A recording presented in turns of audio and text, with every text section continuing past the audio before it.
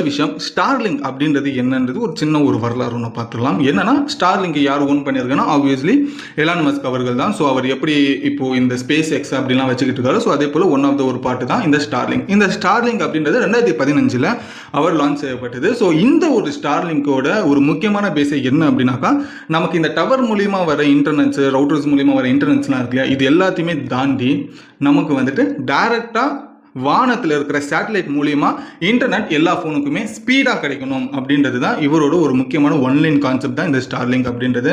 இந்த ஒரு ஸ்டார்லிங்க்ல இது வரைக்கும் கிட்டத்தட்ட 105 கண்ட்ரிஸ் வந்துட்டு யூஸ் பண்ணிக்கிட்டு இருக்காங்க நல்லபடியா. ஸோ அதில் இப்போ இந்தியாவுமே அந்த லிஸ்ட்டில் சேர போகிறது அப்படின்றது தான் நிறைய பேரோட ஒரு டாக்குமே இப்போதைக்கு நடத்தப்பட்டு இருக்கு. சரி, இந்தியாவுக்குள்ள ஸ்டார்லிங்க் அப்படின்ற ஒரு விஷயம் வந்துச்சுன்னா அதோட ப்ரைஸ் என்னவா இருக்கும், அது எப்படி மக்கள் பயன்படுத்துறதுக்காக ஒரு கன்வீனியன்ஸாக இருக்கும், ஸோ இங்கே இருக்கிற டெலிகாம் செக்டாரில் எப்படி அவங்க உள்ள நுழைவாங்க அப்படின்றத பார்க்கும்போது